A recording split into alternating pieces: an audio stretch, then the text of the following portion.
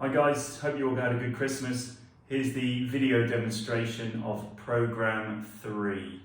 Session A, exercise A1 is the squat jump.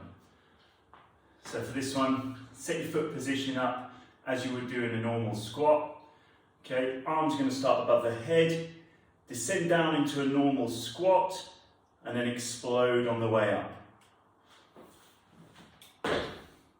Nice soft landing, and note the arm drive. Down as you go down, up as you go up. Really emphasising that soft landing. And you'll have a pause between each one. So from the side, it'll look like this.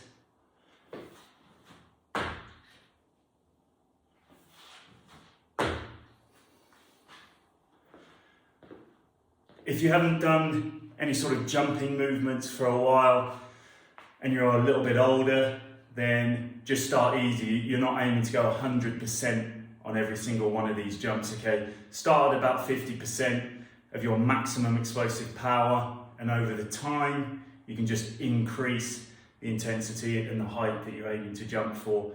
Also, no need to load any of these. Okay, if you're finding them too easy, you can add a little bit of weight, but there's no need to ever really load these up, okay? Body weight working on speed, acceleration and power. Another point to note on the squat jump is the knee position. Because this is going to be a faster movement than the squats that we've been doing in the program, you've got to really keep an eye and make sure that the knees, okay, they're traveling in the direction that the toes are pointing in. Okay, a lot of the time, you'll see if someone's got weak glutes sometimes, or just biomechanically they're a bit tight, that the knees will come in.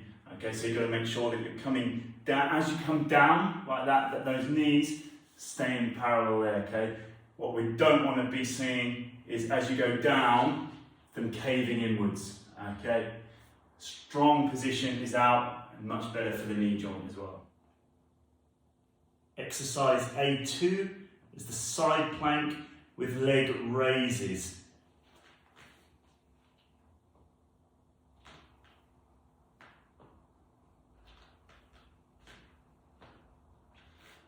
Exercise B1 are T press-ups, or also known as rotating press-ups. So you can do these, I'll demo them with the dumbbells, but if you haven't got dumbbells, you don't need to use additional weight. You can just do regular body weight, but just go through the motion, because you're still getting extra core work in there. So for this one, feet just outside shoulder width. Nice good press up, and then you're going to rotate it as you come up.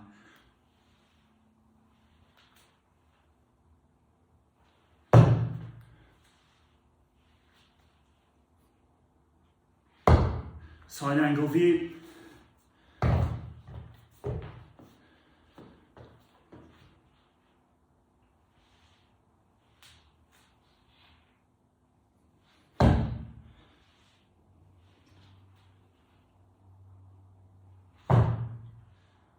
Exercise B2 is the glute marching bridge. So drive the hips up into a normal glute position. Nice and high, good straight line. Raise one leg. Pause for a couple of seconds. And then change.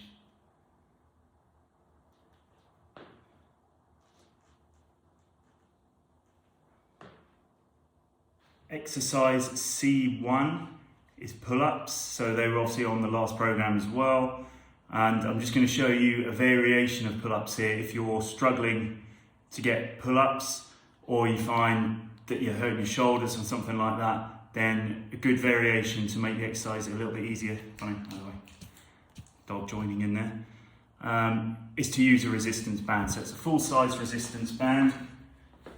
Okay, it's just wrapped over the bar. Place the foot in, whatever grip you're going to use, overhand or underhand. Step down to eliminate the swing, then the other foot, wrap that in front to create a good core position, and then usual style with the pull-ups. To help eliminate The swing on that, if you are going to use this version, okay, you need to keep your feet pulled underneath you and keep your glutes and abs engaged, and that'll stop you from swinging all over the place. Alternatively, if you haven't got the pull-up bar, then again you can go with the bent over rows, using your Bergen or whatever you've got to hand. Hinge at the hips, nice flat back position. Really trying to squeeze those shoulder blades together at the top of the rep.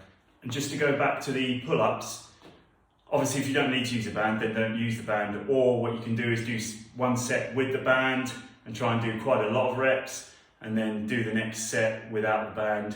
Again, just you can mix it up so that you can adjust the volume, either doing more reps or less reps depending on your current strength level. Exercise C2 is front plank leg raises. So you can either do these on the forearms or the hands. Okay, personal preference for this one. Sit yourself up, nice good line, plank position, and just going to raise the leg. Okay, so as well as challenging the core a bit more, you're activating the glutes as you raise that leg. Try and keep your body in a straight line and try and avoid coming, as you bring the leg up, if you bring it up too high, the hips come up like that. We're just trying to keep a straight line on this one. Session B. Exercise A1, reverse crossover lunge. So sit yourself up in a normal sort of lunge position. You can add resistance with dumbbells or weight vest or your Bergen, okay, just as you see fit with that. And then the movement is initiated by doing a reverse lunge where you're going to step diagonally behind your leading foot. So like so.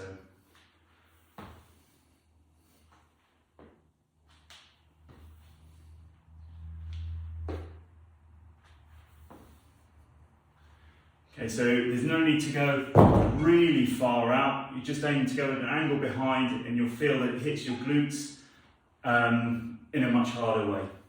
Exercise A2 is a lateral walking plank. So again, this will be high plank position on the hands.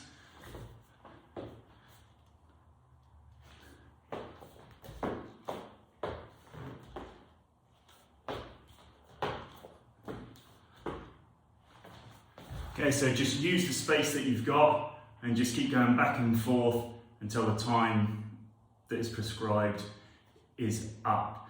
Hand position, okay, you can either cross them over like I did there, or you can simply just bring them next to each other. Okay, that doesn't make a big difference.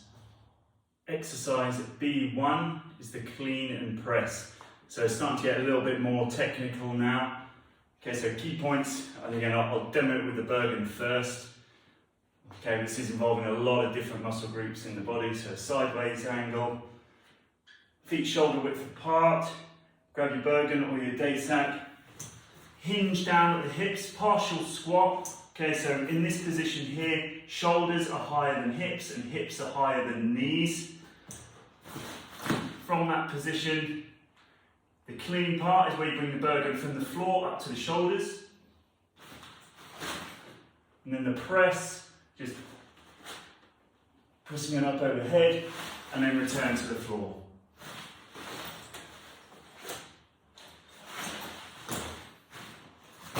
If you've got dumbbells, okay, same exercise.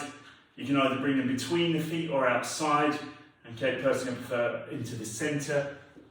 Up to the shoulders, press them up over.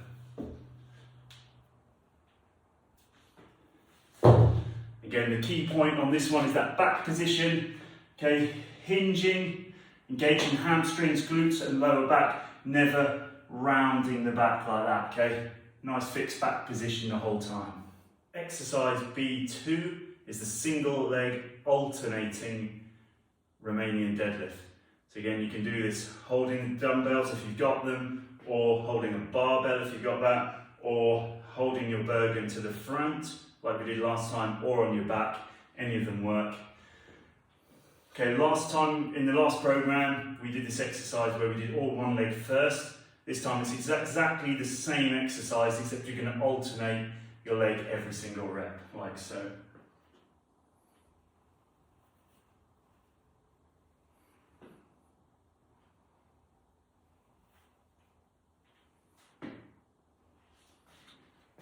Exercise C1 is bent over reverse flies. So if you've got dumbbells, exercise will look like this again. So you're just hinging at the hips. So you're in that similar position to when you're doing the clean and press, holding whatever implements you've got to the front. Neutral spine position, head looking slightly forwards, and then just going to raise them up to the sides.